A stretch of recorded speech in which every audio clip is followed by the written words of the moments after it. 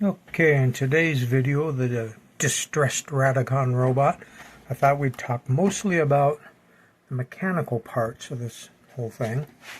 Let's turn it around this way. This would be the front of the robot. This is the back of the robot. These are the wheels that do the steering. So over here, this is the motor, and these are the gears involved in driving the wheels, and also driving this crank here, and there's another crank that goes on here to make the arms move back and forth. And if we can see it, this down in here, see this? This and that cam are for blinking the eyes off and on. So anytime the rear motor is driving, the eyes and the Radicon can turn off and on.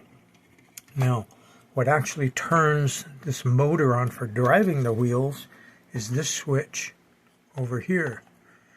This wiper, and this provides the ground to the wiper. The ground turns the motor on. The motor already has the V+. Oh, and this vertical shaft coming up out of this whole drive thing is by the rear drive wheel motor also. And this vertical shaft runs that flex shaft that you saw in the first video, which makes the antenna spin up in the top of the head. Now, what makes this cam turn on and off, whether it's going to have the motor on or off, has to do with the position. Yeah, maybe I'm getting ahead of myself. Let's just say, let's jump over here. This motor over here, there's two motors.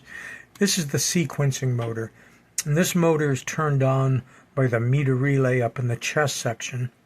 So when the Coherer tube here, see one side of it's tied to ground, the other side goes through this inductor, which goes up to the meter relay. So when this sees an RF signal, antenna attaches right here, it conducts negative, latches on actually, turns the meter relay on up above. The meter relay then can supply enough current to turn this motor on. This motor is going to run and advance the system. Now you see these little gears? You'll notice that they're only in one small place. They don't go all the way around. And you'll notice there's this hammer arm that I've talked about before, and it's only got a certain amount of teeth, and it's got a return spring as well. So what happens is when this motor runs, and I'll do it by hand here, you can see this is coming around. It's going to engage with that, and it's also engaged with this side of this ratchet arm here. It's now turning this cam, which is your steering cam and also your motor cam. This one's the motor one. This one has to do with steering.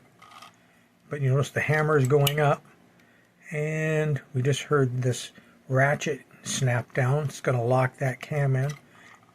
Because right now the Coherer was still locked on. When this came down, it hit that, which knocked all the little filings loose in the Coherer detector, which turned the relay off above, which turned the motor off. So this moved to one new position cam-wise for steering, because now you can see it's turned to the left. When we started, it was turned to the right, and the motor would still be on. There's only one position when the motor is off, and that's when this one comes on. Let me advance this again now that you know what we're talking about. Motor's running, motor's running. Here come the gear teeth. Hammer's going up. This outside one is advancing. It's turning the whole cam system. That's the cam system. See the wheels, front wheels are turning. And that came down, and that would shut the motor off in that new position. So that's what's going down mechanically. You got the mechanical sequencer, which not only advances whether the wheels are going to the right, left, straight ahead, but you've got an electrical switch which eventually would come around to the off position, because the drive motor is going to be on in every position except one, which is stop. And you have to advance down to that position.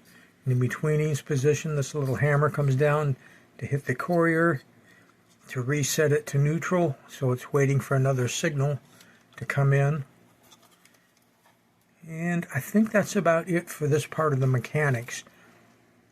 I'm thinking I might have to get a baking soda blaster. It's like a sand blaster, except you use baking soda to try to clean some of this stuff up. We'll see.